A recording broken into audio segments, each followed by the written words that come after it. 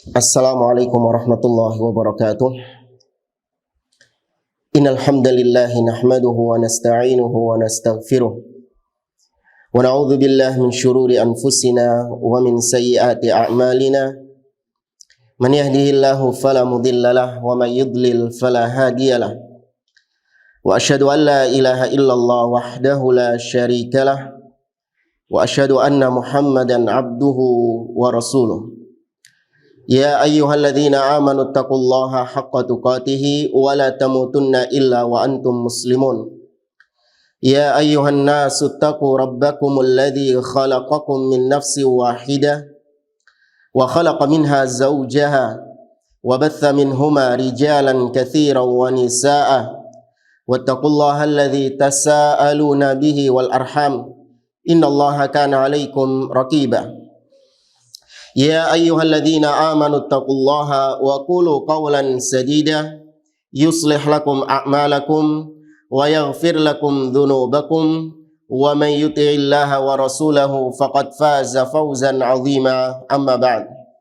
Fa inna asdaqal hadithi kitabullah wa khairal hadi hadi Muhammadin sallallahu alaihi wasallam wa syarral umuri muhdatsatuha wa kullu muhdatsatin bid'ah wa kulla bid'atin dhalalah wa kulla dhalalatin finnar. Kaum muslimin, pemirsa yang dimuliakan Allah Subhanahu wa taala, alhamdulillah di pagi hari ini Allah Azza wa Jalla masih melimpahkan nikmat-nikmatnya kepada kita. Kita diberikan nikmat sehat, kita diberikan nikmat waktu, dan yang lebih berharga, kita masih diberikan iman. Kita diberikan petunjuk oleh Allah Subhanahu wa taala menuju jalan-jalan yang diridhoi oleh Allah Subhanahu wa taala. Para pemirsa yang dimuliakan oleh Allah, di pagi hari yang berbahagia ini kembali kita dipertemukan oleh Allah di channel Salaf Ittiba untuk kita kembali memperdalam ilmu agama kita, untuk kita mempelajari warisan-warisan dari Nabi sallallahu alaihi wasallam. Kita pada kesempatan pagi hari yang berbahagia ini insyaallah akan membacakan beberapa kalamullah, firman Allah Subhanahu wa taala, sabda-sabda Nabi sallallahu alaihi wasallam, dan petuah-petuah emas dari para ulama ahli sunnah wal jamaah yang semua itu sangat-sangat kita butuhkan untuk menjaga agama kita, untuk kita bertahan di atas agama ini, di atas manhaj ini di tengah kondisi yang memprihatinkan seperti sekarang. Kita memohon kepada Allah Azza wa Jalla, semoga Allah Subhanahu wa taala senantiasa menetapkan kita di atas iman, senantiasa menetapkan kita di atas manhaj salaf sampai kita mati dengan di atas manhaj ini. Para pemirsa yang dimuliakan oleh Allah Subhanahu wa taala, insyaallah ini adalah pertemuan pertama kita yang akan mengawali kajian kitab yang ditulis oleh seorang ulama ahli sunnah wal jamaah, yaitu Syekh Ad-Doktor Ibrahim Ibn Amir Ar-Ruhaili hafizahullahu ta'ala, seorang ulama yang hidup tinggal di kota Nabi SAW, dan beliau merupakan salah satu dosen pengajar di Jamiah Islamiyah di kota Nabi SAW. Beliau menulis sebuah kitab yang sangat berharga, ya, terutama di masa-masa seperti sekarang, yaitu sebuah kitab yang menerangkan tentang bagaimana penguasa dan seluk-beluk penguasa, bagaimana kebijakan-kebijakan pemimpin dan sikap rakyat, sikap seorang rakyat terhadap kebijakan-kebijakan tersebut. Ini dibahas dalam sebuah kitab yang beliau beri judul Al-Ihkam fi Sabri Ahwalil Hukam wa ma yushra'u lirra'iyah fiha minal ahkam, yang kalau secara literal diterjemahkan menjadi bagaimana kita menelusuri tindak tanduk penguasa atau keadaan-keadaan penguasa, dan bagaimana syariat Islam mengatur rakyat, ya, dalam hukum-hukum menghadapi penguasa tersebut. Tapi para jamaah pemirsa yang dimuliakan oleh Allah Subhanahu wa taala, kita mulai pembahasan dari kitab Al-Ihkam fi Sabri Ahwalil Hukam yang dikarang oleh Syekh Ad-Doktor Ibrahim Ar-Ruhaili hafizahullah ta'ala. Sebelum kita masuk dalam pembahasan muqaddimah pendahuluan, perlu kita poinkan beberapa muqaddimah dari saya sendiri. Kita tahu jamaah yang dimuliakan oleh Allah, agama kita ini, agama Islam adalah agama yang sempurna, agama yang menjelaskan segala kondisi ya bagaimana seorang muslim menghadapi situasi dan kondisi yang ada. Kalau saja dalam masalah-masalah yang ringan, masalah-masalah yang sepele, seperti bagaimana adab buang hajat, bagaimana menyikapi hewan bahkan, ya bagaimana akhlak seorang muslim terhadap binatang sekalipun itu diatur di dalam agama kita, maka tentu bagaimana yang berkaitan dengan lingkup yang lebih besar daripada itu, yaitu lingkup kepemimpinan atau sikap terhadap penguasa, lebih-lebih Islam pasti telah mengaturnya. Karenanya Nabi SAW pernah bersabda dalam sebuah hadis, Nabi SAW mengatakan, "Ma baqiya syai'un yuqarribu minal jannah wa yuba'idu minan nar illa waqad buyyina lakum." Kata Nabi SAW, tidak ada sesuatu pun yang bisa menyebabkan kalian dekat ke surga atau bisa menyebabkan kalian jauh dari neraka kecuali telah dijelaskan kepada kalian ilmunya. Maknanya kata Nabi SAW, segala apapun yang bisa mendatangkan pahala kepada Anda atau hal yang bisa mendatangkan dosa kepada Anda sudah dijelaskan oleh Nabi. Tidak ada sesuatu yang bisa membuat Anda mendapatkan kebaikan atau membuat Anda mendatangkan kesengsaraan di dunia ataupun di akhirat kecuali sudah dijelaskan oleh Nabi SAW di dalam hadits-haditsnya, atau lebih umum telah dijelaskan di dalam agama kita ini. Maka demikian juga bagaimana sikap seorang rakyat terhadap pemimpinnya yang merupakan masalah yang besar. Di situ menyangkut darah, menyangkut stabilitas keamanan, menyangkut perekonomian, ya, menyangkut berbagai macam bidang-bidang kehidupan, maka pasti agama kita sudah mengaturnya. Maka nggak perlu aturan-aturan dari selain itu. Namun sangat disayangkan sebagian kaum muslimin lebih suka mengambil aturan-aturan lain. Bagaimana menyikapi penguasa ketika penguasa punya kebijakan yang zalim? Bagaimana ketika pemimpin berlaku sewenang-wenang? Mereka lebih banyak mengambil aturan-aturan main, mengambil hukum-hukum yang lain selain dari apa yang telah diajarkan oleh Nabi SAW. Maka pembahasan ini ya bertujuan untuk mengembalikan kembali sikap seorang muslim yang benar, yaitu kembali kepada apa yang telah diajarkan Nabi SAW. Tapi para jamaah dimulakan oleh Allah Azza wa Jalla, bisa disimak kita masuk dalam pembahasan al-muqaddimah pendahuluan yang disampaikan oleh muallif hafizahullahu taala. Kita mulai. Qala al-muallif hafizahullahu taala, berkata Syekh Ad-Doktor Ibrahim bin Amir Ar-Ruhaili hafizahullahu taala, beliau mengatakan, Bismillahirrahmanirrahim. Alhamdulillahirabbil alamin, alhamdulillahirabbil alamin. Wassalatu wassalam ala al-mab'uthi rahmatan lil alamin, nabiyina Muhammad wa ala alihi wa sahbihi ajma'in, wa ba'd. Ya, bismillahirrahmanirrahim. Segala puji bagi Allah Subhanahu wa taala yang Maha Pengasih lagi Maha Penyayang. Ini kita dapati hampir kitab-kitab para ulama di awal muqaddimahnya mencantumkan basmalah, ya, muta'assiyan billah, sebagai bentuk mengikuti Allah Subhanahu wa taala yang membuka surat-suratnya dengan basmalah, dan meneladani Nabi SAW yang membuka surat-surat beliau juga dengan basmalah. Kita tahu dahulu Nabi SAW beliau berdakwah melalui tulisan. Beliau mengirimkan surat-surat kepada penguasa-penguasa yang ada. Beliau mengirimkan surat kepada penguasa Romawi, Kaisar. Beliau juga mengirimkan surat kepada penguasa Habasyah, An-Najasyi. Beliau juga mengirimkan surat kepada penguasa Persia, yaitu Al-Kisra. Beliau juga mengirimkan surat kepada penguasa Mesir, Al-Muqawqis, dan penguasa-penguasa yang lain. Nah, di dalam surat tersebut Nabi SAW mengawali suratnya dengan basmalah. Bismillahirrahmanirrahim. Min Muhammadin Rasulillah. Ya, Bismillahirrahmanirrahim, dari Muhammad sang utusan Allah. Ya, ila Hiraql azimir Rum, ya, kepada Heraklius, pembesar Romawi. Salamun ala man ittaba'al huda. Semoga keselamatan diberikan kepada orang-orang yang mengikuti petunjuk. Aslim taslam. Masuklah Islam, kau akan selamat, dan seterusnya. Ya, maka dari situ para ulama mengikuti gayanya Nabi SAW dalam menulis surat, yaitu dengan membubuhkan basmalah. Setelah itu, segala puji bagi Allah, Rabb semesta alam. Salawat serta salam semoga tercurahkan kepada Nabi yang diutus sebagai rahmat bagi seluruh alam semesta, yaitu Nabi kita Muhammad sallallahu alaihi wasallam. Dan semoga salawat dan salam bersambung kepada keluarga beliau, kepada seluruh sahabat-sahabat beliau.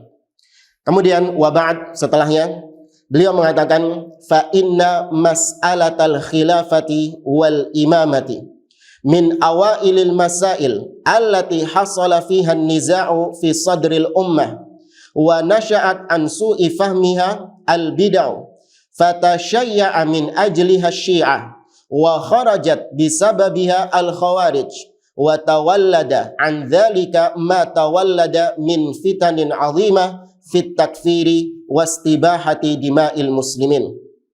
Di paragraf yang pertama ini kata beliau, ketahuilah bahwa sesungguhnya permasalahan-permasalahan yang berkaitan dengan kekhalifahan, khilafah, atau berkaitan dengan imamah, ya, maknanya berkaitan dengan kepemimpinan. Masalah-masalah seputar ini termasuk permasalahan-permasalahan yang mendapatkan pertentangan, perselisihan pada umat-umat terdahulu, umat Islam terdahulu. Jadi permasalahan tentang kepemimpinan ini bukan hanya terjadi di zaman kita sekarang, namun itu sudah terjadi pada masa-masa awal Islam, ya, terjadi di masa-masa awal Islam. Kemudian kata beliau, wa nasya'at an su'i fahmiha al bid'ah, di mana permasalahan kepemimpinan ini gara-gara perpecahan yang terjadi, ya, akibat berselisih terhadap kepemimpinan. Gara-gara masalah ini muncul kebid'ahan, ya, disebabkan karena buruknya pemahaman orang tersebut terhadap masalah kepemimpinan, maka timbul kebid'ahan. Apa ya kebid'ahan yang terjadi? Kata beliau, fatashayya'a min ajliha asyi'ah.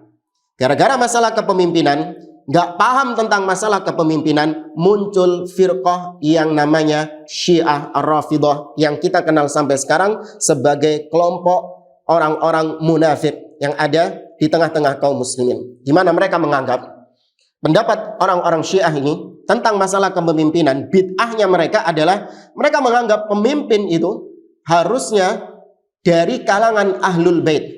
Jadi setelah Nabi SAW wafat, harusnya yang menjadi pemimpin pengganti Nabi harus dari Ahlul Bait, yaitu Ali bin Abi Thalib dan keturunannya. Namun ketika ternyata yang naik menjadi pemimpin adalah Abu Bakar As-Siddiq, bukan Ali bin Abi Thalib, kemudian Umar ibn Khattab, kemudian Utsman bin Affan radhiyallahu anhum ajma'in, maka mereka orang-orang Syiah ini menolak kepemimpinan tiga khalifah tersebut, dan mereka menganggap tiga khalifah ini sebagai perampas kekhalifahan yang seharusnya dipegang oleh Ali bin Abi Thalib dan keturunannya. Ya, terjadi bid'ah dalam agama ini gara-gara gagal paham tentang masalah kepemimpinan. Ini Syiah di satu sisi, mereka muncul gara-gara tidak paham atau buruknya pemahaman mereka terhadap masalah kekhalifahan atau imamah. Wa kharajat bisababiha al-khawarij, dan juga gara-gara tidak paham masalah kepemimpinan atau buruknya pemahaman terhadap masalah kekhalifahan ini, muncul firqah yang lain yang bernama Al-Khawarij. Al-Khawarij muncul, bibit-bibitnya itu muncul ketika zaman kekhalifahan Utsman bin Affan radhiyallahu anhu, yaitu fitnah Sabaiyah. Ya, kita tahu sejarah Abdullah bin Saba, seorang Yahudi yang berpura-pura masuk Islam, memprovokasi kaum muslimin untuk membenci Utsman bin Affan sebagai khalifah. Disebarkan isu-isu bahwa Utsman bin Affan telah melakukan berbagai macam keburukan-keburukan. Utsman bin Affan melakukan bid'ah, menambah adzan Jumat 2 kali. Utsman bin Affan telah melakukan penistaan terhadap Al-Quran, di mana dia membuang semua Quran yang ada dan hanya menetapkan satu Quran yang berasal dari dirinya saja. Utsman bin Affan melakukan kezaliman. Ya, Utsman bin Affan punya track record yang buruk. Dia nggak ikut perang Badar. Dia lari dari perang Uhud. Dia tidak mengikuti baiat Ridwan. Disebarkan sampai pada puncaknya mereka mendemo rumah Utsman bin Affan, dan sampai pada puncaknya juga mereka membunuh Utsman bin Affan dengan atas nama aksi bela Islam, ya, dengan atas nama membela keadilan dan alasan-alasan klasik yang lainnya. Lanjut di zaman kekhalifahan Ali bin Abi Thalib, firqah Khawarij ini muncul juga tatkala Ali bin Abi Thalib mengalami perselisihan dengan beberapa sahabat seperti Aisyah radhiyallahu anha, kemudian Talha ibn Ubaidillah, kemudian Az-Zubair ibn al-Awwam atau yang kita kenal dengan perang Al-Jamal. Nah, ini orang-orang Khawarij muncul dalam peperangan ini. Demikian juga apa yang terjadi setelahnya, yaitu ketika Ali bin Abi Thalib berselisih dengan Muawiyah ibn Abi Sufyan radhiyallahu anhuma. Muawiyah bin Abi Sufyan berselisih dengan Ali bin Abi Thalib dalam peperangan As-Siffin. Nah, itu juga muncul orang-orang Khawarij. Ketika Ali bin Abi Thalib mengutus seorang perwakilannya, itu Abu Musa al-Asy'ari. Kemudian Muawiyah bin Abi Sufyan mengutus perwakilannya, yaitu Amr ibn al-As, untuk melakukan tahkim. Ya, untuk melakukan tahkim. Dengan demikian, dengan terjadinya tahkim ini, muncul orang-orang Khawarij yang mengeluarkan diri mereka dari kepemimpinan Ali bin Abi Thalib dan tidak lagi menganggap Ali bin Abi Thalib sebagai pemimpinnya. Ali dianggap kafir karena Ali bin Abi Thalib menyerahkan hukum kepada manusia, yaitu kepada dua orang ini, Abu Musa al-Asy'ari dan Amr ibn al-As. Ya, hakamtar rijal fi dinillah, inil hukmu illa lillah. Wahai Ali, kau telah menyerahkan hukum kepada manusia, padahal tidak ada hukum kecuali hukum Allah Subhanahu wa Ta'ala. Terjadilah apa yang terjadi. Gara-gara permasalahan ini, Ali bin Abi Thalib dibunuh oleh orang-orang Khawarij. Inilah jamaah yang dimuliakan oleh Allah, para pemirsa yang dimuliakan oleh Allah, potret ya bagaimana bahayanya ketika seseorang gagal paham tentang akidah salaf dalam masalah kepemimpinan. Ya, gagal paham seorang terhadap masalah kepemimpinan bisa menyebabkan perbuatan-perbuatan yang sejarah telah membuktikannya. Ya, ini hanya beberapa contoh saja bagaimana sejarah membuktikan hal tersebut, menunjukkan pentingnya kita mempelajari akidah yang satu ini tentang bagaimana sikap seorang muslim menghadapi pemimpinnya. Kemudian kata beliau, wa tawallada an dzalik ma tawallada min fitanin 'azimah. Selain Syiah, selain Khawarij, muncul juga, lahir juga gara-gara pemahaman yang buruk terhadap pemimpin ini, fitnah-fitnah yang besar. Disebutkan misalnya kelompok Murji'ah. Ya, gara-gara gagal paham terhadap masalah kepemimpinan, kelompok Murji'ah muncul. Kok bisa? Bagaimana kelompok Murji'ah bisa muncul? Dikatakan oleh para ulama, kelompok Murji'ah muncul, bid'ah mereka muncul. Apa bid'ah kelompok Murji'ah ini? Mereka menganggap bahwa seorang ketika melakukan perbuatan dosa, maka itu tidak mengurangi keimanan mereka. La yadurru ma'al itsmi iman. Ya, perbuatan dosa itu tidak akan menurunkan status keimanan seseorang. Nah, dari mana kebid'ahan akidah ini muncul? Maka jawabannya salah satunya adalah yaitu adanya pertanyaan-pertanyaan yang muncul dari kaum muslimin, bagaimana sih hukumnya orang-orang yang berperang ketika perang Siffin, ketika perang Jamal, ketika terjadi perang antara muslim dengan muslim, apa hukumnya seorang muslim membunuh muslim yang lainnya? Maka ketika itu muncul orang-orang Murji'ah, mereka berpendapat, oh nggak apa-apa, itu tidak menggugurkan keimanan mereka dan tidak pula mengurangi keimanan mereka. Di satu sisi muncul juga orang-orang Khawarij dengan akidahnya bahwa mereka yang melakukan dosa besar itu akan menyebabkan keimanannya habis alias telah kafir. Ya, gara-gara satu permasalahan ini. Apa? Gagal paham terhadap pemimpin. Tidak memiliki akidah yang benar. Bagaimana sikap terhadap pemimpin, muncul dari situ berbagai macam kesesatan-kesesatan yang ada. Ya, fit takfir. Kata beliau, muncul fitnah-fitnah yang besar, yaitu masalah mengkafirkan, memvonis kafir orang-orang. Wastibahah dima'il muslimin, sampai pada titik menghalalkan darah-darah kaum muslimin. Kemudian kata beliau, walidha kana tahriru mu'taqadis salaf fiha mahalla inayatil a'immatil musannifin fi taqriri mu'taqadis salaf bihaitsu la yakadu yakhru kitabun musannafun fi hadzal bab min dzikri mu'taqadis salafi fi hadhihi al-mas'alati al-'azimah. Oleh karenanya, karena pentingnya masalah yang satu ini,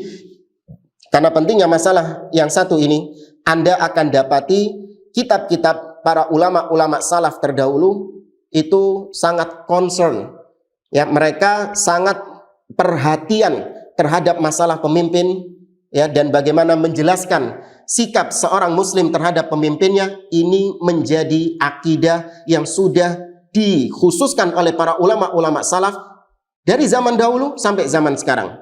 Apa buktinya? Kata beliau, Anda hampir-hampir tidak mendapati kitab akidah-akidah kosong dari pembahasan tentang masalah kepemimpinan. Anda coba bagaimana Anda lihat kitab-kitab akidah dari ulama-ulama sejak zaman dahulu. Anda lihat bagaimana usul sunnah milik Imam Ahmad, ya, bagaimana kitab Syarhus Sunnah lil Barbahari, dan kitab-kitab akidah yang lain tidak akan Anda dapati kecuali di situ ada pembahasan tentang masalah pemimpin. Tapi jamaah dimulakan oleh Allah Subhanahu wa taala, saya tambahkan beberapa catatan di sini tentang ucapan beliau. Kita tidak akan mendapati kitab-kitab para ulama kecuali pasti di dalamnya dijelaskan tentang akidah yang satu ini, yaitu taat, mendengar dan taat kepada penguasa, dan haramnya memberontak kepada penguasa. Saya berikan beberapa contoh-contoh di sini dari kitab para ulama terdahulu. Seperti misalnya apa yang ditulis oleh Imam Ahmad bin Hanbal rahimahullahu taala dalam kitabnya Ushulus Sunnah. Beliau mengatakan dalam kitabnya Ushulus Sunnah, kata beliau, usulus sunnati indana at-tamassuku bima kana alaihi ashabu Rasulillah sallallahu alaihi wasallam. Di antara pokok-pokok sunnah di sisi kami adalah berpegang teguh dengan apa-apa yang para sahabat Nabi sallallahu alaihi wasallam berada di atasnya. Dan di antara pokok-pokok sunnah, kata beliau, wa minas sunnatil lazimah allati man taraka minha khaslah lam yakbalha wa yu'min biha lam yakun min ahliha. Dan di antara pokok-pokok sunnah yang wajib untuk dipegang oleh seorang muslim, dan barang siapa yang meninggalkannya salah satu dari sunnah-sunnah, salah satu dari pokok-pokok sunnah ini, tidak mau menerimanya, maka dia bukan termasuk ahlu sunnah wal jamaah. Apa itu? Wassam'u wa ta'ah wassam'u wa ta'ah lil a'immah wa amiril mu'minin. Mendengar dan taat kepada pemimpin kaum muslimin, al-bar wal fajir, baik itu pemimpin yang soleh, pemimpin yang baik, atau pemimpin yang fajir, pemimpin yang zalim. Waman waliyal khilafah, dan siapapun yang memegang tampuk kekuasaan. Wajtama'an nasu alaihi, ya, manusia, masyarakat sepakat untuk mengangkat pemimpin tersebut. Waradu bihi, ridho dengan kepemimpinannya. Wa man dhahara alaihim bisayf, entah caranya dengan mengkudeta dengan pedang, ya, hatta sara khalifah, sampai dia menjadi khalifah, wa sumiya amirul mukminin, dan dia dipanggil sebagai amirul mukminin. Ini kata Imam Ahmad bin Hanbal rahimahullahu taala. Padahal kitabnya kitab akidah, tapi pembahasannya di situ pembahasan tentang bagaimana seharusnya seorang muslim bersikap terhadap pemimpinnya. Wa qala al-Barbahari rahimahullah, berkata Imam al-Barbahari rahimahullah dalam kitabnya Syarhus Sunnah, beliau mengatakan, wa man waliyal khilafata bi ijma'in nasi alaihi wa ridahum bihi fahuwa amirul mu'minin. Dan barang siapa yang sampai pada puncak kepemimpinan dengan kesepakatan manusia dan dengan keridhaan mereka terhadap pemimpin tersebut, maka dia itulah pemimpin kaum mukminin. La yahillu li ahadin ayyabita lailatan wa la yara anna alaihi imaman barran kana aw fajiran. Tidak halal bagi seseorang dia tidur di malam hari dalam keadaan dia tidak mengakui pemimpin yang ada sekarang sebagai pemimpinnya, baik itu pemimpin yang buruk ataupun pemimpin yang baik. Ini contoh saja bagaimana para ulama-ulama salaf terdahulu senantiasa membubuhkan permasalahan yang satu ini dalam kitab-kitab akidah mereka. Kemudian kata muallif, kembali lagi ke kitab Al-Ihkam, di paragraf berikutnya beliau mengatakan, wa qad kuntu nabbahtu at-talabah athna'a tadrisi li babil khilafah wal imamah fi kulliyati da'wah wa usuluddin fi hududi sana 1418 ala dhawabita wa masaila fi ahkami muamalatil hakim mustaqatan minal adillah wa ma qarrarahu al-a'imma fi hadzal bab wa qad dawantu mulakhasaha fi kurrasin ladayya wa la rubbama dzakartu jumlatan minha ba'da dzalika fi ba'di durusi wal muhadarati fayubdi ba'du talabah istifadatahum minha bihamdillah. Kata beliau, dan aku dahulu ya sudah berusaha untuk menanamkan akidah bagaimana menyikapi pemimpin itu di tengah-tengah aku mengajar. Jadi beliau profesinya seorang dosen di Universitas Islam Madinah. Beliau senantiasa di tengah-tengah pembelajarannya menanamkan kepada murid-muridnya tentang bab yang satu ini. Ya, beliau mengajar di Fakultas Dakwah dan Usuluddin pada tahun sejak tahun 1418. Ya, sekitar tahun 1418. Ya, beliau mengajarkan hal ini. Ya, kemudian beliau paparkan kepada murid-muridnya bagaimana dawabit, ketentuan-ketentuan dalam mentaati pemimpin, kemudian bagaimana masalah-masalah yang atau syubhat-syubhat yang beredar seputar kepemimpinan, bagaimana hukum bermuamalah dengan pemimpin, semua itu diajarkan oleh beliau, mengambil sumber-sumber dalil-dalil dari Al-Quran ataupun Sunnah dan apa-apa yang ditetapkan oleh para a'immah, oleh para ulama-ulama tentang masalah ini. Kemudian beliau di tengah-tengah mengajarkan tentang akidah yang satu ini, beliau menulis ringkasan-ringkasan dari sikap seorang muslim terhadap pemimpin. Beliau tulis dalam catatan-catatan kecil. Ya, beliau tulis hal itu dalam catatan-catatan kecil beliau. Dan terkadang ya beliau sebutkan itu ketika beliau mengajar di kelas atau di sela-sela pengajian beliau, karena beliau juga salah satu pengajar di Masjid Nabawi di kota Madinah. Maka dengan demikian, kata beliau, nampak sebagian para penuntut-penuntut ilmu itu bisa mengambil manfaat, bisa mengambil faedah dari apa yang telah aku tanamkan kepada mereka. Kemudian kata beliau, wal hajatu li idahi hadhil mas'alah wa ta'siliha lil muslimin al yauma asbahat masatan akthar min dhi qablin khasatan ba'dama tajaddadat fil ummah fitanul khuruj wal mudaharat wat takfir wat tafjirat allati anat minhal ummah azimal wailat wa balaghal bala'u bi ashabil fitnah ila qatlil aba wal ummahat wal fat'i bil asdiqai wal qurabat ma'a ma sahaba dhalika fi babit tanzir min khawdin azimin fi hadzal babid daqiq fil majalisil khassah wal 'amah wa abra wasailil i'lam minal jahalah wal awam wa ashabis syubah wal awham min ghairi mustanadin fil kalami ila dalilin awil istinadi fit takriri ila aslin asil bal yusayyirun nas fi dzalika awatifu nafsiyah wa infi'alatun aqliyah wa ahwa'un muttaba'ah wa syahawatun mudhillalah. Kata beliau, kebutuhan manusia dalam menjelaskan masalah kepemimpinan ini, memperinci masalah kepemimpinan ini kepada kaum muslimin, kebutuhan mereka di hari ini, di zaman seperti sekarang, itu telah menjadi kebutuhan yang sangat mendesak daripada kebutuhan mereka daripada kebutuhan orang-orang sebelumnya. Maknanya adalah menjelaskan tentang masalah kepemimpinan di zaman-zaman seperti sekarang ini sangat urgent sekali jika dibandingkan masa-masa sebelum kita. Kenapa alasannya? Kata beliau, terlebih di zaman yang khusus seperti zaman sekarang ini, di mana umat Islam terfitnah, diuji dengan fitnatul khuruj. Banyaknya kaum muslimin, trennya kaum muslimin itu nggak taat kepada pemimpin.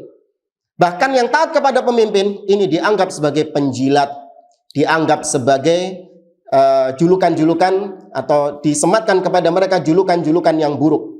Bahkan sampai pada tingkatan julukan-julukan yang berkaitan dengan hewan, dianggap cebong atau dianggap julukan-julukan yang lain. Ini terjadi fitnah seperti ini. Seorang yang menjelaskan tentang akidah salaf, bagaimana menyikapi pemimpin dengan mendengar dan taat kepada mereka, dan haram hukumnya untuk memberontak kepada mereka, muncul caci makian dan muncul hujatan-hujatan yang ada. Karena apa? Trennya yang berlaku itu memberontak kepada pemimpin. Tren yang sedang berjalan sekarang mencaci maki pemimpin. Maka kalau ada orang yang berselisih, jadilah itu orang-orang yang dianggap sebagai orang yang menyimpang, sesat, dan julukan-julukan yang lain. Maka itu terjadi di zaman sekarang. Maka menjelaskan hal ini lebih daripada menjelaskan hal ini di zaman-zaman sebelumnya.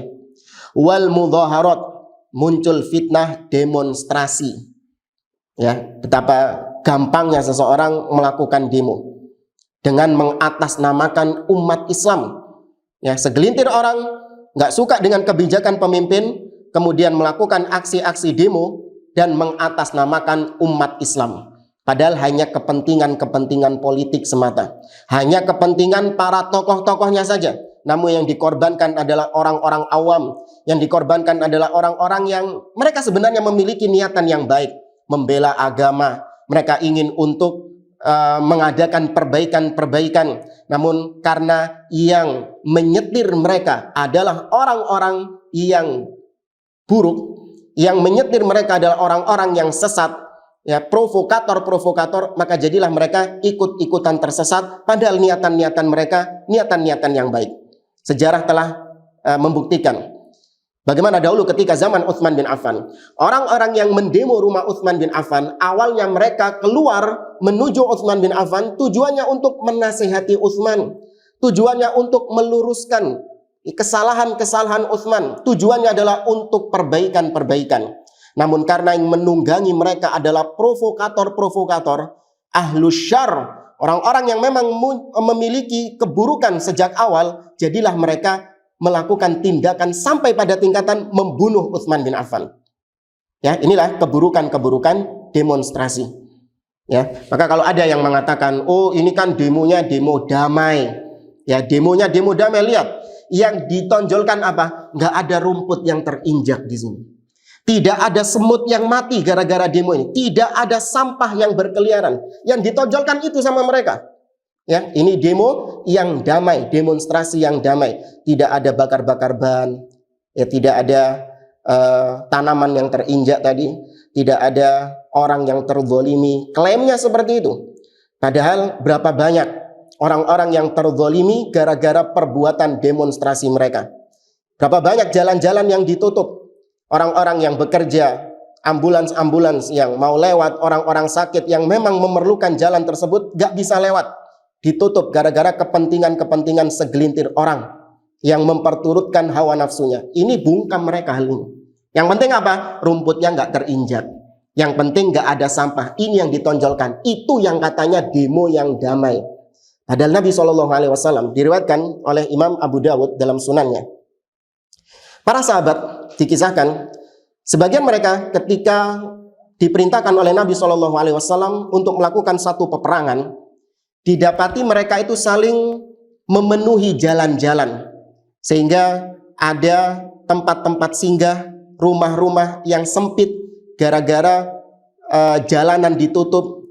Di antara mereka ada yang memblokade jalan-jalan tersebut, sehingga berita ini sampai kepada Nabi SAW. Apa jawaban Nabi? Apakah Nabi SAW mengatakan, oh nggak apa-apa, yang penting kan nggak ada rumput yang terinjak, oh nggak apa-apa, yang penting kan nggak ada sampah yang berserakan? Enggak, ini jihad ya. Ini jihad yang syar'i, yang langsung diperintahkan oleh Nabi SAW. Namun ketika mereka memblokade jalan, membuat jalanan-jalanan menjadi sempit, Nabi SAW mengatakan, man dayyaqa manzilan wa qata'a tariqan fala jihadalahu. Barang siapa yang mempersempit tempat-tempat singgah, barang siapa yang memblokade jalan-jalan, maka tidak ada jihad bagi mereka. Ingat, ini jihad yang syar'i, jihad yang diperintahkan Nabi SAW. Namun tetap Nabi mengatakan fala jihadalahu, tidak ada jihad bagi mereka. Bagaimana dengan jihad yang tidak syar'i seperti demo? Ya, jihad-jihad yang bid'ah dengan dibungkus istilah jihad konstitusional. Ini penamaan-penamaan yang sebagaimana iblis ketika menipu Adam alaihissalam dikatakan ini syajaratil khuld wa mulkin la yabla. Ini adalah pohon keabadian. Ini trik-trik iblis, yaitu talbis, membuat sesuatu yang buruk menjadi sesuatu yang indah. Aksi bela Islam, ya, atau mudhaharah silmiyah, ya, demo damai, atau ada yang lebih konyol di antara sebagian orang yang mengatasnamakan sebagai salafi mengatakan ini mudhaharah salafiyah. Ini adalah demo salafiyah. Ya, ada sebagian orang yang semacam itu. Tapi jamaah dimulakan oleh Allah Subhanahu wa taala, ini diantara dampak orang-orang yang jahil terhadap akidah yang satu ini, sikap terhadap pemimpin. Wat takfir wat tafjirat. Kebutuhan kita, kebutuhan manusia kaum muslimin di zaman sekarang terhadap pemahaman yang satu ini itu sangatlah penting, dikarenakan muncul, ya, vonis-vonis pengkafiran secara serampangan. Terlebih pengkafiran terhadap penguasa. Ya, penguasa dianggap kafir. Gara-gara apa? Baca Al-Fatihahnya nggak becus. Pemimpin dianggap kafir. Kenapa? Karena banyak memasukkan imigran-imigran Cina ke dalam negeri. Pemimpin dianggap kafir gara-gara melakukan hal-hal yang sebenarnya itu bukan merupakan pengkafiran, bukan merupakan perbuatan kufur. Namun karena memang mereka sejak awal niatnya adalah untuk melakukan kerusakan-kerusakan yang ada, mereka berusaha untuk memvonis kafir penguasa dengan cara apapun. Wa tafjirat, yang ujung-ujungnya apa? Adanya tindakan-tindakan yang anarkis, adanya tindakan-tindakan yang radikal, sampai pada tingkatan, ya, melakukan peledakan-peledakan. Ini munculnya gara-gara gak paham tentang akidah bagaimana menyikapi pemimpin yang ada. Yang gara-gara itu semuanya, yang kena getahnya bukan mereka saja. Yang kena getahnya adalah kaum muslimin. Mereka mendapatkan, ya, berbagai macam bala, ya, berbagai macam kesusahan-kesusahan gara-gara fitnah yang terjadi, gak paham tentang masalah pemimpin, ya, stabilitas keamanan yang ada, negeri yang aslinya damai, kita bisa sholat 5 waktu, kita bisa mengadakan ta'lim, kita bisa bekerja, negeri yang aslinya damai, gara-gara segelintir orang yang gak sabar dengan kezaliman kepada pemimpin, berubahlah stabilitas keamanan negeri itu sehingga gak aman lagi negeri itu untuk ditinggali. Di sini disebutkan fitnah yang terjadi gara-gara masalah ini ila qatlil aba wal ummahat.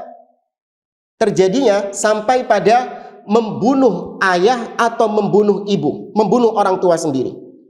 Mungkin wallahu a'lam maksud beliau adalah fenomena yang terjadi di Suriah. Ya, fenomena yang terjadi di Suriah, munculnya kelompok Khawarij di zaman sekarang, yaitu ISIS. Ya, ini representasi Khawarij di zaman sekarang, ISIS atau yang satu spesies sama mereka. Ya, ada kasus-kasus di mana seorang anak tega membunuh orang tuanya gara-gara orang tuanya tidak mau membaiat khalifah jadi-jadian mereka. Ya, yaitu Abu Bakar Al-Baghdadi Al-Kalbi yang dianggap sebagai khalifah. Gara-gara nggak mau membaiatnya, maka dibunuh. Wal fataki bil asdiqa wal qurabat, terputusnya pertemanan atau kekerabatan gara-gara tidak mau membaiat pemimpin mereka. Ma'ama sahaba dzalika fi babit tanzir min khawdin azim fi hadzal babid daqiq fil majalisil khassati wal 'amah. Yang lebih parah lagi juga, sudah fitnahnya menyebar kemana-mana. Yang ikut berbicara tentang masalah pemimpin ini adalah orang-orang yang nggak kompeten di bidangnya. Mereka membicarakan tentang bagaimana sikap terhadap pemimpin ini di majelis-majelis yang khusus atau di majelis-majelis yang umum, abra wasailil i'lam, melalui medsos-medsos yang ada. Ya, bahas tentang bagaimana sikap kita terhadap kebijakan pemimpin, bahasnya di medsos. Atau yang membahas adalah orang-orang yang jahil, kata beliau, minal jahalah wal awam. Yang bahas adalah orang-orang yang bodoh, orang-orang yang awam, gak paham tentang agama, tidak pernah mengenyam pendidikan agama, gak paham tentang dalil. Tapi kalau sudah membahas tentang masalah kepemimpinan, semua ikut nimbrung. Bahkan pernah kita dapati di warung-warung pinggir jalan, lagi asik ngobrol, kita dipanggil. Ada kisah, kita pernah lewat di satu warkop, warung kopi itu. Ada beberapa jamaah sedang kumpul di situ. Kita dipanggil. Ustaz, Afwan bisa kesini sebentar. Ini kita mau nanyain. Kenapa? Ini enggak gini, ini kan pemimpin ini sekarang lagi begini. Ini sikap kita nih seharusnya kan begini, kan bener gini. Subhanallah. Ente punya kapasitas apa berbicara tentang masalah-masalah pemimpin? Pendidikan agama enggak, tahu tentang politik enggak. Kalaupun Anda membicarakan tentang hal tersebut, hasilnya apa? Ya, apakah hasil dari diskusi Anda mengkritik kebijakan pemimpin akan melahirkan solusi-solusi yang tepat bagi pemimpin? Enggak. Yang ada ujung-ujungnya apa? Mengkritik, mencaci maki, membuli pemimpin itu tanpa ada solusi sama sekali. Ya, ini fenomena nyata terjadi. Demikian juga yang ikut berbicara tentang masalah pemimpin ini adalah para ahli-ahli syubuhat, ya, dai-dai politik yang dalam semua kesempatan isi ceramahnya adalah mencaci maki, membuli pemimpin. Bahkan pernah kita hadir di satu pernikahan itu. Jadi nggak cuma khutbah Jumat, nggak cuma ceramah, ya, nggak cuma kajian di masjid, sampai pada ketika khutbah nikah. Ada seorang dai yang kalau katakan dai politik, ya, dai harokah, sampai pada khutbah nikah isinya adalah mencaci maki pemimpin di situ.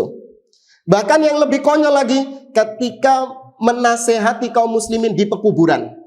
Ya, ketika jenazah dikuburkan, biasanya seorang akan memberikan mau'idhah, memberikan nasihat-nasihat yang berkaitan dengan kematian, berkaitan dengan tazkiyatun nufus. Tapi yang terjadi apa? Dai harokah ini, ahli fitnah ini, dia justru mencaci maki, mengkritik penguasa, bahkan pada momen-momen yang gak nyambung sama sekali. Ya, ini bahayanya. Min ghairi mustanadin fil kalami ila dalil, tanpa ada dalil sama sekali yang diucapkannya, atau tidak bersandar pada usul yang pokok.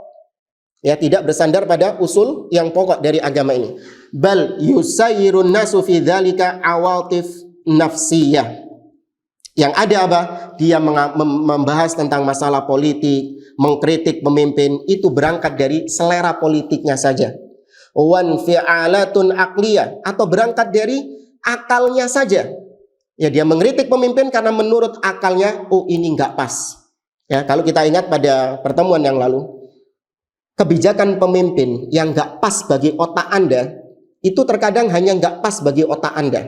Tapi kalau Anda mendatangi pemimpin tersebut, kemudian Anda tanyakan, kenapa kebijakannya kok seperti ini? Setelah dijelaskan, otak Anda baru sedeng. Aslinya miring gini. Ketika dijelaskan, baru otak Anda menjadi sedeng. Apa dalilnya? Umar ibn Khattab radhiyallahu anhu, ketika Abu Bakar As-Siddiq menjadi khalifah, Abu Bakar As-Siddiq punya kebijakan, dia memerangi siapapun yang tidak mau menunaikan zakat. Jadi di zaman beliau ada muncul orang-orang yang nggak mau memberikan zakat karena menurut mereka zakat itu hanya diberikan kepada Nabi SAW.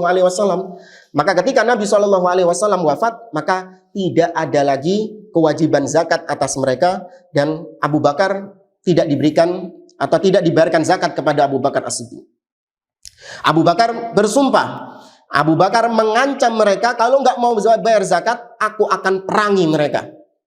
Umar ibn Khattab mendengar kebijakan ini nggak pas. Dia menganggap kebijakan Abu Bakar ini salah. Apa yang dilakukan oleh Umar? Apakah beliau mengumpulkan massa, kemudian mendemo Abu Bakar As-Siddiq, atau mengumpulkan massa kemudian melengsarkan Abu Bakar As-Siddiq, atau mengkritik Abu Bakar di majelis-majelisnya. Umar setiap kali ketemu orang bahasnya Abu Bakar, setiap kali ketemu orang bahasnya Abu Bakar. Apakah seperti itu? Enggak. Umar ibn Khattab mengamalkan sabda Nabi SAW, man arada ayyan sahalidhi sultanin fala yubdi lahu alaniyah. Barang siapa yang punya nasihat bagi pemimpin, jangan ditampakkan di depan umum. Walakin liyakhud biyadi, tapi hendaklah dia gandeng tangannya. Wa yakhluwa bihi, dan berdua-duaan dengannya. Ini dipraktekkan oleh Umar ibn Khattab. Umar datang kepada Abu Bakar. Ya, Umar mengatakan, wahai Abu Bakar, tidakkah kau mendengar Nabi SAW bersabda, umirtu an uqatilan nas hatta yashhadu an la ilaha illallah. Fa in syahidu asamu minni dima'ahum wa amwalahum wa hisab illa bihaqqiha wa hisabuhum 'ala Allah. Tidakkah kau mendengar Nabi itu diperintahkan untuk memerangi manusia hanya gara-gara nggak mau syahadat, bukan nggak mau bayar zakat. Kau memerangi manusia gara-gara nggak mau bayar zakat. Nabi itu dulu merangi manusia gara-gara nggak mau syahadat. Nabi mengatakan, aku diperintahkan untuk memerangi manusia sampai mereka bersyahadat la ilaha illallah. Apabila mereka bersyahadat, haram darahnya untuk ditumpahkan, haram hartanya untuk dirampas, kecuali kalau ada haknya. Nanti hitung-hitungannya di sisi Allah Subhanahu wa Ta'ala. Apa jawaban Abu Bakar? Urusan zakat ini termasuk di antara hak yang harus ditunaikan. Jadi kalau tidak membayar zakat, maka gugur penjagaan terhadap harta dan penjagaan terhadap darahnya. Kemudian Abu Bakar radhiyallahu taala anhu mengatakan, wallahi la uqatilanna man faraqa baina sholati waz zakah. Demi Allah, aku akan tetap memerangi orang-orang yang memisahkan antara salat, kewajiban salat dengan kewajiban zakat. Sudah dijelaskan sama Abu Bakar. Apa jawaban Umar? Umar ibn Khattab mengatakan, wallahi, demi Allah, Umar ibn Khattab bersumpah, laqad syarahallahu sadrahu, demi Allah, tidaklah aku melihat Abu Bakar ini dadanya dilapangkan oleh Allah Subhanahu wa Ta'ala dalam masalah ini. Ya, wa ra'aitu annahu haqqan, dan aku sekarang memandang bahwa kebijakan Abu Bakar ini adalah kebijakan yang benar. Ini kalau orang punya fikih, kalau orang punya pemahaman yang benar terhadap masalah kepemimpinan, dia akan melakukan seperti apa yang dilakukan oleh Umar. Tapi beda dengan orang-orang jahil yang diulamakan. Sekarang kan banyak seperti itu. Orang-orang bodoh, nggak paham tentang masalah agama, nggak punya pemahaman terhadap masalah agama, diulamakan. Ya, diulamakan sampai pada dia mengkritik, mencaci maki penguasa. Setiap kali mendengar penguasa mengeluarkan kebijakan-kebijakan yang nggak sesuai dengan akalnya, nggak sesuai dengan hawa nafsunya, langsung dibombardir dengan bulian-bulian yang masif. Ya, ini contoh dai-dai yang patut Anda tinggalkan. Ini ciri, salah satu cirinya. Karena ini usul. Ketika Anda lihat dai ini mencaci maki pemimpin, mencaci maki penguasa, baik secara terang-terangan atau secara sindiran-sindiran. Ya, disindir-sindir misalnya pemimpin yang ada meloroti umat Islam, terbukti ngibul. Seperti ini, Anda tinggalkan majelisnya, Anda tinggalkan orangnya, tidak diambil ilmu darinya. Karena ini merupakan usul yang pokok yang membedakan ahlu sunnah dengan ahlil bid'ah. Ya. Kemudian lanjut kata beliau, wa ahwa'un muttaba'un wa syahawatun mudhillalah. Semuanya didorong dari mengikuti hawa nafsu atau mengikuti syahwat-syahwat mereka yang menyesatkan. Kemudian singkatnya kata beliau, kurang berapa menit ini? Singkatnya kata beliau, faraghibtu fi jam'i risalatin mukhtasaratin fi ahkam muamalatil hukam mutadamminah fi takriri masailiha wa sabri fawaidiha majtama'ali min masaila athna at-tadris. Kemudian kata beliau, maka aku pun, kata Syekh Ibrahim Ar-Ruhaili, mengumpulkan sebuah tulisan yang singkat tentang bagaimana hukum bermuamalah dengan pemimpin, yang berisi permasalahan-permasalahan dan memaparkan bagaimana faedah-faedah yang bisa diambil dari pembahasan ini. Beliau mengumpulkan semua itu di tengah-tengah beliau mengajar di universitas. Thumma ma waqaftu alaihi min fawaida ba'dal bahthi wat tahrir ma'a suluki maslaki tawassut fil ardi baina nahjail ishab al-mumil wal ikhtisar al-mukhil. Kata beliau menulis hal ini dengan sangat kehati-hatian. Kenapa? Agar jangan sampai tulisan ini menjadi panjang lebar yang nanti bisa membosankan orang ketika membacanya. Dan juga jangan sampai tulisan ini terlalu ringkas sehingga kosong dari faedah-faedah.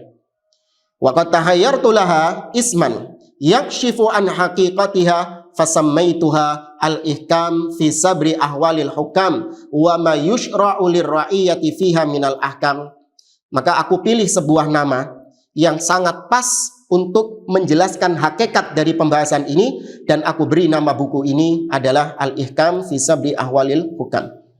Wallahul mas'ul ayyaja'alaha khalisatan liwajhihil karim ayyan fa'a bihal muslimin wa ayyataqabbalaha bifadlihi wa karamihi kama yassara satraha bitaufiqihi wa minnatihi. Kata beliau, Allah Subhanahu wa taala, ya semoga Allah Subhanahu wa taala menjadikan hal ini sebagai tulisan ini sebuah upaya yang Allah nilai sebagai amalan yang ikhlas, mengharap wajah Allah dan bermanfaat bagi kaum muslimin, dan semoga Allah menerima upaya ini sebagai amal soleh dengan karunia-Nya dan kemuliaannya, kedermawanannya, sebagaimana dimudahkan oleh Allah Subhanahu wa taala. Aku dimudahkan oleh Allah untuk menulis buku ini. Wa qad ra'aitu qabla asy-syuru' fil maqsudi min bahthiha an umaddiha laha bi muqaddimatain mu'inatain ala tahriri masailiha wa fahmiha. Kata beliau, sebelum aku membahas tentang masalah bagaimana sikap rakyat kepada pemimpin ketika pemimpin melakukan perbuatan ini. Jadi kitab ini sistematikanya seperti ini. Apa yang dilakukan oleh rakyat kalau ada pemimpin memerintahkan kepada perkara yang wajib? Contoh, pemimpin memerintahkan untuk sholat 5 waktu. Kemudian apa yang dilakukan oleh rakyat kalau ada pemimpin yang memerintahkan kepada yang sunnah? Pemimpin memerintahkan untuk sholat tahajud misalnya. Bagaimana sikap rakyat? Kemudian apa ketika pemimpin misalnya memerintahkan kepada sesuatu yang mubah? Contoh, lampu hijau berhenti, lampu merah berhenti, lampu hijau jalan, wajib untuk membuat KTP. Ini perkara-perkara yang mubah. Bagaimana hukum rakyat mentaati pemimpin seperti ini? Atau bagaimana hukumnya ketika rakyat tidak mentaatinya? Sampai pada tingkatan bagaimana pemimpin memerintahkan kepada yang makruh, dan bagaimana ketika pemimpin memerintahkan kepada yang haram, dan bagaimana kalau pemimpin melakukan kekufuran. Ini semuanya dibahas secara sistematis oleh beliau, poin per poin, yang insya Allah kalau kita benar-benar memahami buku ini dengan baik, kita akan bisa menyikapi pemimpin yang ada dengan sikap yang syar'i, yang sesuai dengan tuntunan-tuntunan agama kita, yaitu agama Islam. Semuanya dipaparkan dengan dalil. Ya, bukan karena kepentingan-kepentingan politik. Oh, ini ustadz digaji sama pemimpin. Ini antek-antek rejim, kata mereka. Enggak ada kita urusannya dengan politik-politik yang ada. Bahkan Ahlussunnah wal Jamaah berlepas diri dari politik-politik yang kotor. Namun inilah akidah kita. Ya, inilah tuntunan agama kita, tuntunan Nabi SAW dalam masalah pemimpin ini. Dan jamaah dimulakan oleh Allah, saya sarankan Anda ketika membaca buku ini atau ketika mendengarkan kajian ini, Anda bersihkan hati Anda dari segala macam noda-noda yang buruk. Anda bersihkan hati Anda terhadap su'udzon, ya, sangkaan-sangkaan yang buruk terhadap pemimpin. Lepaskan semua kepentingan-kepentingan politik Anda. Baca buku ini, ya, baca risalah ini atau dengarkan kajian ini dengan hati yang ikhlas, minta kepada Allah Subhanahu wa taala untuk mendapatkan taufik hidayah melalui perantara buku ini. Doa, minta kepada Allah Azza wa Jalla, Allahumma inni as'aluka ilman nafi'ah wa rizqan thayyibah wa amalan mutaqabbalah. Tapi kalau Anda membaca buku ini masih dengan sikap fanatisme Anda, masih dengan memendam perasaan atau memendam sangkaan-sangkaan yang buruk kepada penguasa, maka tutup buku ini, gak usah dibaca buku ini. Memang Anda gak menginginkan kebaikan pada diri Anda. Ya. Ada dua mukaddimah yang akan beliau paparkan insyaallah, yaitu kata beliau yang pertama fi dzikri ahammil adillah fis sam'i wa ta'ah lil hakim wa tahrimil khuruji alaihi. Di mukaddimah yang pertama beliau memaparkan tentang dalil-dalil wajibnya mendengar dan taat kepada pemimpin dan haramnya memberontak kepada pemimpin. Kemudian mukaddimah yang kedua, dzikri abrazil masail asy-syar'iyyah fi babil imamah al-mustanbatah minal adillah wa ma qarrarahul a'immah. Di mukaddimah yang kedua, yaitu beliau menyebutkan tentang masalah-masalah yang berkaitan dengan pemimpin. Yang masalah-masalah yang berkaitan dengan pemimpin. Yang semuanya itu diambil dari dalil-dalil dan dikuatkan oleh para ulama-ulama. Ya, jadi ada kaidah-kaidah nanti di bab yang kedua yang semuanya itu adalah landasan kita tatkala kita nanti membahas inti daripada kitab ini. Jadi pentingnya kita mengawali kitab ini dengan dua mukaddimah tadi, supaya nanti ketika kita membahas inti dari buku ini, itu nanti rujukannya ke mukaddimah ini. Jadi kalau ada kok gini ya, itu kembali ke mukaddimah lagi. Kenapa kok kita nggak boleh memberontak kepada pemimpin? Padahal pemimpinnya, misalnya pemimpinnya jelas-jelas kafir, ya hanya dengan kekafiran saja bolehkah kita memberontak kepada pemimpin? Maka jawabannya nggak boleh. Loh, kenapa nggak boleh ini? Nah, ini kembali ke mukaddimah. Jadi mukaddimah ini adalah hal yang penting untuk mengikat pemahaman kita ketika kita nanti membahas inti dari pembahasan buku ini. Wa hadza awanu syuru'i fil maqsudi bihaulillahi wa quwwatihi. Ya, maka pembahasan mukaddimah inilah yang dimaksudkan, ya, dan semoga Allah Subhanahu wa taala memberikan kekuatan, atau tidak ada kekuatan, daya dan kekuatan kecuali dari Allah Subhanahu wa taala. Ana kira itu pendahuluan secara umum dari Syekh Ibrahim bin Amir Ar-Ruhaili hafizahullah taala dalam kitabnya Al-Ihkam fi Sabri Ahwalil Hukam. Insyaallah di pertemuan berikutnya kita baru masuk ke al-muqaddimah al-ula. Muqaddimah yang pertama yaitu zikru ahamil adillah fi sam'i wa ta'ah lil hakim wa tahrim al-khuruj alaihi. Dalil-dalil tentang kewajiban mendengar dan taat kepada pemimpin serta haramnya keluar dari ketaatan kepada pemimpin. Tapi ini yang bisa saya sampaikan, wallahu a'lam bishawab. Kita masuk ke sesi tanya jawab.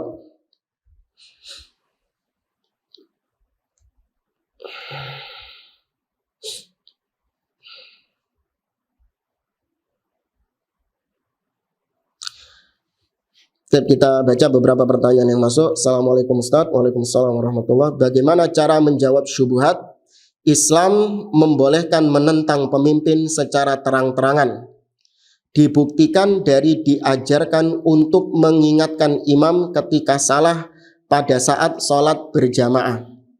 Ya, ini ada syubhat yang dilontarkan oleh sebagian orang yang masih kekeh mengatakan boleh mengkritik secara terang-terangan, yaitu ketika imam salah ketika membaca sholat itu ditegur langsung.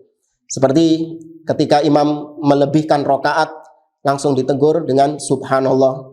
Atau ketika imam salah membaca ayat maka langsung ditegur dengan ayat yang benar. Ini katanya adalah dalil boleh menentang pemimpin secara terang-terangan. Tapi jamaah dimulakan oleh Allah, bantahan kita yang pertama adalah ini dalam masalah sholat. Ya, berbeda dengan masalah yang lainnya. Karena memang dalil yang ada seperti itu yang diajarkan oleh Nabi SAW, di mana Nabi tatkala itu pernah salah ketika melaksanakan sholat. Beliau SAW lupa sholat sampai 5 rakaat. Kemudian para sahabat selesai sholat saling bergumam satu dengan yang lain. Para sahabat Nabi SAW bertanya kepada mereka, masya'nukum, ada apa gerangan kalian? Para sahabat mengatakan, ya Rasulullah, hal zida fis sholah. Wahai Rasulullah, apakah ada wahyu yang turun yang menambah jumlah rakaat sholat? Qad shallaita khamsan, karena kau barusan sholat 5 rakaat. Maka Nabi mengatakan, fa inni basyarun mithlukum, nasitu kama tansaun, fa idza nasitu fadzakiruni. Aku ini manusia biasa seperti kalian. Aku bisa salah sebagaimana kalian juga salah. Aku lupa sebagaimana kalian lupa. Fa idza nasitu, nanti kalau saya lupa lagi, fadzakiruni, maka ingatkan aku. Ini dalam masalah sholat, Nabi SAW memerintahkan demikian. Tapi ketika dalam masalah kepemimpinan, Nabi SAW mengharamkan untuk mengkritik pemimpin secara terang-terangan. Tadi hadisnya, kata Nabi SAW, man arada ayyam sahalidhi sultanin fala yubdilahu alaniyah. Barang siapa yang punya kritikan kepada pemimpin, gak boleh secara terang-terangan. Lihat, apakah maknanya Nabi pelin-pelan? Gimana sih Nabi ini? Katanya suruh mengkritik, tapi ternyata gak boleh mengkritik. Bukan pelin-pelan, inti yang gak paham tentang masalahnya. Ya, lihat bagaimana Nabi ketika dikritik sama bapaknya Khawarij ketika itu, yaitu Dzul Khuwaisirah At-Tamimi. Nabi ketika bagi-bagikan ghanimah, Nabi SAW dianggap nggak adil karena Nabi membagikan ghanimah kepada orang-orang yang baru masuk Islam, sedangkan yang sudah masuk Islam itu tidak diberikan ghanimah oleh Nabi SAW. Datanglah Dzul Khuwaisirah mengkritik Nabi SAW di depan umum. Apa kata Dzul Khuwaisirah? I'dil ya Muhammad, wahai Muhammad, berbuat adillah engkau. Ya, berbuat adillah engkau. Nabi SAW marah seraya mengatakan, waihak faman ya'dil illam a'dil. Celaka kau. Terus ya apa yang adil kalau saya saja kau anggap gak adil? Nah lihat, Nabi SAW ketika dalam masalah sholat membolehkan untuk mengkritik. Tapi ketika dalam masalah selain itu, Nabi SAW justru marah ketika beliau dikritik. Apakah maknanya Nabi pelin-pelan? Kemudian dari sikap para salaf terdahulu, diriwayatkan suatu ketika seorang khalifah yang bernama Ibnu Amir pernah berkhutbah di satu mimbar. Ya, pernah berkhutbah di satu mimbar. Kebetulan khalifah ini ketika berkhutbah mengenakan pakaian yang tipis. Ya, mengenakan pakaian yang tipis, dan dimaklumi di zaman terdahulu pakaian yang tipis itu adalah pakaian yang dikenakan oleh orang-orang yang fasik. Orang-orang yang fasik. Tatkala Abu Amir berkhutbah, tiba-tiba ada seorang yang bernama Abu Bilal. Ibnu Amir ketika berkhutbah, sang khalifah ini, tiba-tiba seorang bernama Abu Bilal mengkritik pemimpin di depan umum. Dikatakan kepada pemimpin tersebut, unzuru ila amirina yalbasu thiyabal fusaq. Kaum muslimin, coba lihat pemimpin kita ini. Dia sedang mengenakan pakaian orang-orang yang fasik. Langsung secara terang-terangan ketika itu. Maka apa kata seorang sahabat yang bernama Abu Bakrah radhiyallahu anhu? Abu Bakrah yang hadir ketika itu, apakah mengatakan, oh iya benar kamu, wah kamu ini adalah orang yang top, kau ini adalah Umar bin Khattab generasi berikutnya, kau itu seperti Umar bin Khattab, tegas, kencang? Enggak. Abu Bakrah mengatakan, uskut, diam engkau. Fa inni sami'tu Rasulullah sallallahu alaihi wasallam yaqul, karena aku pernah mendengar Nabi sallallahu alaihi wasallam mengatakan, man ahana sultanallah ahanahullah. Barang siapa yang merendahkan pemimpin yang telah Allah jadikan di atas muka bumi ini, maka Allah akan merendahkan dia, Allah akan menghinakan dia. Dan alangkah banyaknya orang-orang yang seperti ini, ma'asyiral muslimin. Masih kurang cukupkah Anda, dai-dai yang lisannya senantiasa mencela pemimpin, sekarang dihinakan oleh Allah Subhanahu wa taala? Masihkah bukti-bukti yang ada itu masih belum menguatkan Anda terhadap akidah yang satu ini? Mau perlu bukti berapa lagi? Ya, maka kalau Anda mendengar orang-orang yang mencaci maki pemimpin, mencaci maki penguasa seperti ini, jangan Anda anggap ini orang yang hebat, ini orang yang berani menyuarakan kebenaran. Enggak, ini orang yang sesat. Ya, ini akidah kita. Katakan seperti itu, ini orang yang sesat, enggak benar, enggak layak untuk diikuti. Ya. Maka nggak benar ya kalau ada orang yang menjadikan ini sebagai dalil tentang bolehnya mengkritik pemimpin di depan umum. Wallahu a'lam. Bagaimana tanggapan Ustadz tentang orang-orang yang mengaku mencintai Ummul Mukminin Aisyah radhiyallahu anha malah membuatkan lagu? Bukankah musik sendiri itu haram? Ya, orang-orang semacam ini sebenarnya bukan baru pertama kali ini muncul. Sudah banyak orang-orang sebelumnya yang melakukan tindakan-tindakan bahkan yang lebih parah. Ada yang bukan hanya Aisyah radhiyallahu anha, ibunda kita, yang dijadikan sebagai lirik-lirik lagu, bahkan Allah Subhanahu wa taala, Nabi sallallahu alaihi wasallam. Maka sikap kita, jangan kita hanya fokus pada liriknya saja.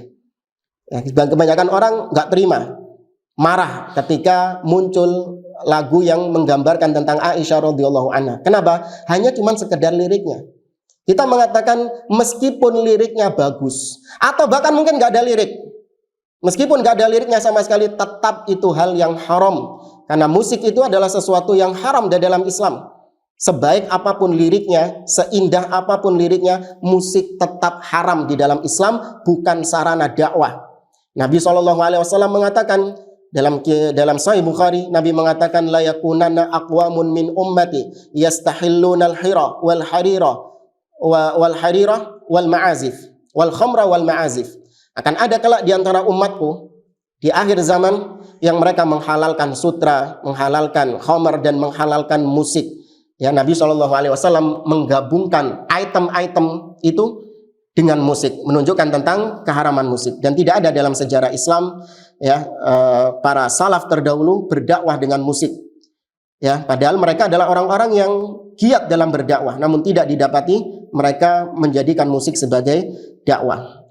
Dan lucunya, jamaah dimulakan oleh Allah Subhanahu wa taala, dulu ketika kita menyampaikan tentang haramnya musik, meskipun itu musik religi, banyak caci makian, bully, dan lain sebagainya didapatkan oleh orang-orang yang menjelaskan tentang haramnya musik. Ketika muncul orang yang membuat lagu tentang ibunda kita Aisyah radhiyallahu taala anha, mereka baru rame-rame mengkritik musik ini.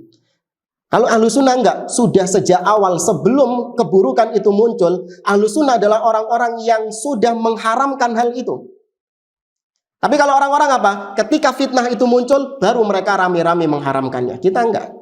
Ya, inilah kalau kita mengikuti pemahaman yang benar, maka kita bisa mengambil sikap dari perkara-perkara jauh sebelum munculnya fitnah itu. Nah, bismillah Ustadz, apakah ketua kelas juga ulil amri? Apakah kita harus tetap taat kepada ketua kelas? Ya, kalau dikatakan ulil amri yang nanti kita bahas, enggak. Maksudnya kita lebih membahas kepada seorang yang memiliki kekuasaan dalam satu negeri. Kalau di negeri kita itu presiden, yaitu Bapak Joko Widodo hafizahullah ta'ala. Ya, tapi kalau taat kepada pemimpin secara umum, maka ketua kelas atau pemimpin perusahaan atau Pak RT atau mungkin pemimpin rumah tangga itu juga masuk di dalamnya. Tapi yang kita bahas ini bukan cuma ketua kelas ya. Jadi nanti nggak apa-apa itu maksudnya Ustadz ketua kelas itu. Tapi kalau sama presiden nggak apa-apa dicaci maki, enggak. Bismillah Ustadz, bagaimana cara menasihati teman yang suka mencaci maki pemerintah di media sosial? Suruh lihat kajian kita. Ya, selesai. Ya, tugas Anda cuma menasihatinya, nggak perlu Anda bersusah payah harus merubah, karena nggak ada perintah dari Allah Subhanahu wa taala kita harus merubah orang, nggak ada. Yang ada kita diperintahkan melakukan proses. Ya, hidayah di tangan Allah Subhanahu wa taala, nggak perlu kita menghabiskan waktu untuk orang tersebut. Nah, ini masalah riba ini. Jangan tanya saya masalah riba.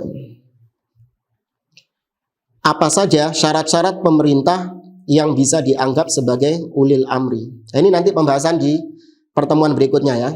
Ini buat siapa ini? Muhammad Fatur Rahman. Syarat-syarat pemerintah yang bisa dianggap sebagai ulil amri. Kalau secara umum, nanti ada pembahasan rincinya. Pemerintah yang dianggap sebagai ulil amri adalah seorang pemimpin yang muslim syaratnya. Tidak dianggap ulil amri orang yang kafir. Ya, tidak dianggap sebagai ulil amri orang yang kafir. Kemudian dia mendapatkan kepemimpinan tersebut baik dengan cara yang syar'i ataupun dengan cara yang tidak syar'i. Cara yang syar'i adalah dengan cara dia dibaiat oleh kaum muslimin. Cara yang kedua adalah dengan dia mendapatkan tampuk kepemimpinan dengan istikhlaf, yaitu ditunjuk oleh pemimpin sebelumnya. Dan cara yang ketiga adalah dengan dia mengkudetanya. Ya, ini cara yang nggak syar'i.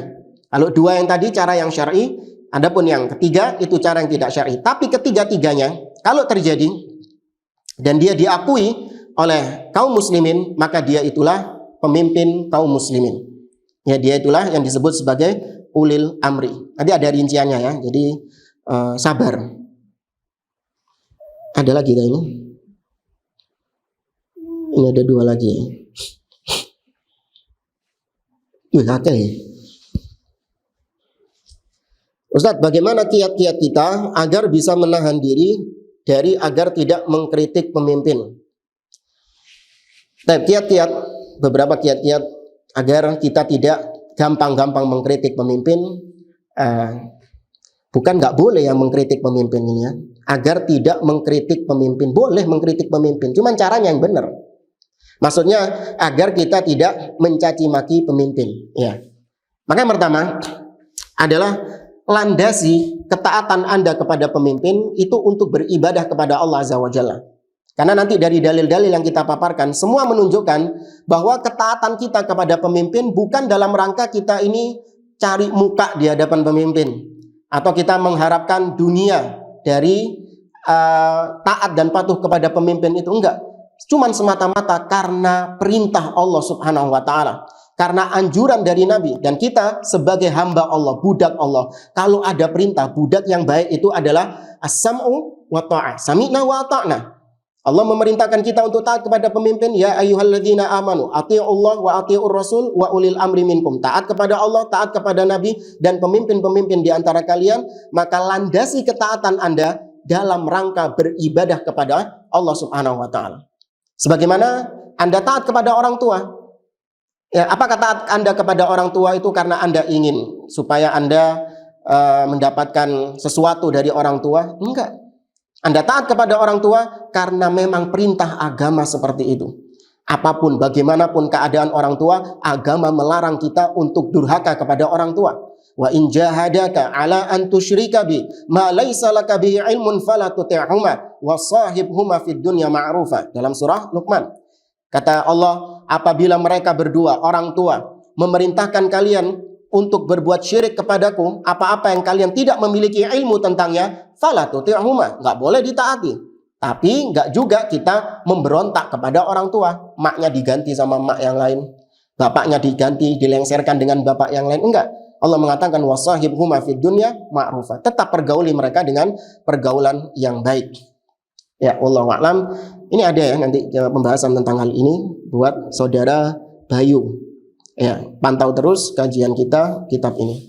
Kalau bisa sambil pegang buku ya, pegang kitab. Ya, yang punya terjemahan dibuka, dan yang ingin kitab aslinya dalam bentuk PDF nanti bisa menghubungi teman-teman dari Surabaya Mengaji atau dari Salaf Ittiba. Ini sama ya, bagaimana cara mendakwahi seseorang yang sangat kontra atau tidak taat dengan pemimpin atau pemerintah. Ini sampaikan nasihat-nasihat dengan dalil. Kau ini Islam, agamamu melarang seperti itu. Kalau mereka masih tetap gak mau, karena biasanya banyak penganut mazhab tapi'i, bukan syafi'i. Banyak menganut mazhab tapi'i. Apa itu? Kita harus taat kepada pemimpin. Iya, tapi kan pemimpin yang bagaimana dulu. Kita harus mendengar kepada pemimpin. Kita nggak boleh menerima informasi kecuali datangnya dari badan resmi pemimpin. Iya, tapi pemimpin yang mana dulu gitu. Ini namanya mazhab tapi'i, bukan syafi'i. Ya, maka kalau Anda seperti ini, ya bawakan secara logis. Dibawakan dalil nggak mau, coba ajak dia untuk berpikir. Anda mencaci maki pemimpin ini, apa didengar sama pemimpinnya? Apa bisa membawa perubahan? Bikin story di WhatsApp isinya caci makian terhadap pemimpin. Bikin status di Facebook isinya caci makian terhadap pemimpin. Toyib, Anda ingin perubahan kan? Supaya pemimpin lebih baik. Iya. Apakah story Anda yang mencaci pemimpin itu dibaca sama presiden? Apakah status Facebook Anda yang isinya mengkritik pemimpin dibaca sama presiden? Apakah tweet-tweet Anda, cuitan-cuitan Anda di Twitter tentang pemimpin, kritikan kepada pemimpin, apa dibaca sama pemimpinnya? Enggak. Ada cara-cara yang lebih rasional. Anda punya akal. Dan di kepala bukan di dengkul. Anda punya akal. Bagaimana sih caranya supaya pemimpin mendengar nasihat kita? Sesuai dengan cara-cara yang tentunya tidak keluar dari batasan-batasan syar'i. Maka sampaikan secara sembunyi-sembunyi, kirim surat kepada pemimpin, ya, atau bikin konsep yang baik, ya, sampaikan kepada orang-orang yang dekat dengan pemimpin, diterima atau enggak, hidayah di tangan Allah Azza wa Jalla. Anda sudah mendapatkan pahala dari menasihati pemimpin. Kalau Anda ikhlas karena Allah, Anda sudah mendapatkan pahala. Jadi pahala itu didapatkan bukan ketika pemimpin itu melaksanakan nasihat Anda, tidak. Anda menasehati dengan cara yang benar, menginginkan kebaikan, belum diterima surat itu kepada Anda, bahkan kalaupun surat Anda itu disobek-sobek sama pemimpin, Anda tetap dapat pahala dari Allah Azza wa Jalla. Nggak usah khawatir dengan hal itu. Ya, hidayah di tangan Allah Azza wa Jalla. Ulil amri bisa disebutkan untuk pemimpin yang menerapkan syariat Islam, mengikuti Al-Quran dan Sunnah Rasulullah Sallallahu Alaihi Wasallam. Ya, ini syubhat juga di antara syubhatnya Khawarij, bahwa pemimpin yang wajib untuk kita taati, wajib untuk kita hormati adalah pemimpin yang menerapkan undang-undang syariat, bukan pemimpin yang menerapkan undang-undang kufur. Ya, kalau hukum di negeri kita bukan berlandaskan Al-Quran dan Sunnah, tapi berlandaskan hukum-hukum yang bukan dari Al-Quran dan Sunnah. Maka kata mereka itu tidak layak untuk kita anggap sebagai ulil amri dan kita tidak mentaatinya. Ya, ini termasuk diantara syubhatnya orang-orang Khawarij. Maka dijawab oleh para ulama bahwasanya seorang pemimpin itu ditaati tidak melihat kepada hukum apa yang dia terapkan. Selama hukum tersebut tidak bertentangan dengan Al-Quran dan Sunnah, maka wajib untuk tetap ditaati. Ya, malam ya'muru bimaksiyah, fa in umira bimaksiyah fala sam'a wala ta'ah. Kecuali kalau pemimpin tersebut dalam perintah-perintahnya bertentangan dengan syariat Islam, bertentangan dengan Allah dan Rasulnya, barulah ketika itu tidak boleh kita taati dalam poin itu saja. Namun tidak maknanya memberontak kepada pemimpin tersebut. Dalilnya Nabi SAW bersabda kepada Hudzaifah ibnul Yaman dalam hadis yang diriwayatkan oleh Imam Muslim. Nabi SAW mengatakan kepada Hudzaifah ibnul Yaman, sayakunu a'immatun la yahtaduna bihudai wa la yastannuna bisunnati. Nanti akan ada pemimpin-pemimpin yang tidak menggunakan petunjukku dalam kepemimpinannya dan tidak pula menggunakan sunnahku dalam kepemimpinannya. Maknanya apa? Tidak melandasi kepemimpinannya dengan Al-Quran dan Sunnah. Kemudian kata Nabi SAW, wa sayaqumu fihim rijalun qulubuhum qulubus syayatin fi juthmani ins. Dan akan ada di antara mereka orang-orang yang berhati setan, yang jasadnya jasad manusia tapi hatinya hati setan. Kemudian Hudzaifah bertanya kepada Nabi SAW, ya Rasulullah, kaifa asna'u ya Rasulullah in adraktu dzalik? Wahai Rasulullah, apa yang aku perbuat kalau aku mendapati ada pemimpin yang seperti yang kau gambarkan tadi, nggak berhukum dengan petunjukmu, tidak menggunakan sunnahmu dalam kepemimpinannya, bahkan dia berhati setan dalam jasad manusia, apa wasiatmu kepada kita? Nabi mengatakan, tasma' wa tuti' wa in duriba dhahruka wa ukhidha maluka fasma' wa ati'. Kau tetap dengar dan taat kepada pemimpin tersebut dalam perkara-perkara yang tidak keluar dari batasan syar'i. Meskipun hartamu dirampas, meskipun punggungmu dipukul, tetap dengar dan taati. Hadis sahih riwayat Imam Muslim. Ini kalau Anda masih lisan Anda masih ingat ya, oh iya ya, dulu saya pernah mengatakan asyhadu anna Muhammadan Rasulullah. Muhammad adalah utusan Allah yang wajib saya ikuti apapun yang dia ucapkan. Nih sabda Nabi SAW. Namun kalau Anda menganggap, wah, karena ada orang-orang yang mengatakan, wah ini kok goblok banget ini. Hartanya dirampas, punggungnya dipukul, nggak memberontak, tetap mendengar dan taat. Ini orang-orang yang bodoh kalau kayak gini, lemah, antek-antek rezim ini katanya. Kalau Anda beranggapan seperti itu, cabut syahadat Anda, malu-maluin Anda. Lisan mengatakan asyhadu anna Muhammadan Rasulullah, tapi ketika dipaparkan hadis Nabi SAW, Anda menolak. Ini seperti orang-orang Yahudi. Afatu'minuna bi ba'dil kitab wa takfuruna bi ba'd. Beriman kepada sebagian sabda Nabi, kufur terhadap sebagian sabda Nabi. Mana yang cocok sama hawa nafsunya diambil.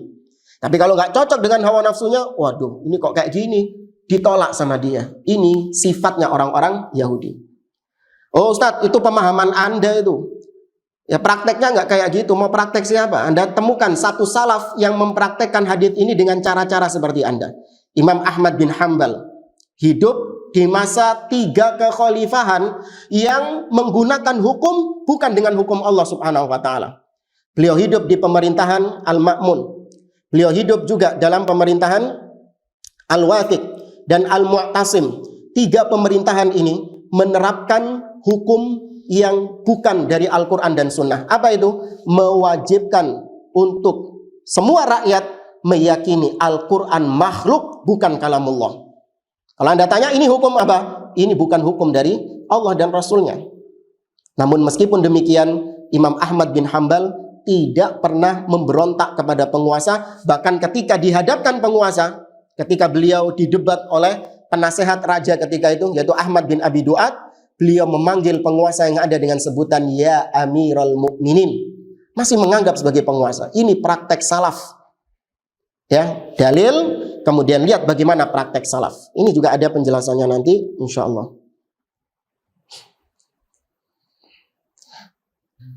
Bagaimana sikap umat Islam terhadap pemimpin non-muslim yang mengkerdilkan ruang gerak atau kebebasan umat Islam. Ini juga ada nanti di akhir-akhir pembahasan buku ini. Pemimpin yang kufur dengan kekufuran yang nyata. Ya, pemimpin yang tiba-tiba kafir, bukan dikafirkan oleh segelintir orang yang bodoh, enggak. Pemimpinnya jelas-jelas kafir. Dia siaran pers. Dia mengatakan mulai detik ini saya pindah agama, misalnya. Ya, apakah dengan itu saja kita mengangkat pedang dan langsung memberontak kepada pemimpin? Ya, apakah seperti itu? Itu juga ada nanti dalam pembahasan kita. Anak kira ini bisa saya sampaikan. Insya Allah kita lanjutkan pembahasan kitab ini di pertemuan yang akan datang. Wallahu a'lam. Kita akhiri. Subhanakallahumma rabbana wa bihamdik. Asyhadu an la ilaha illa anta astaghfiruka wa atubu ilaik. Wa akhiru da'wana alhamdulillahi rabbil alamin. Assalamualaikum warahmatullahi wabarakatuh.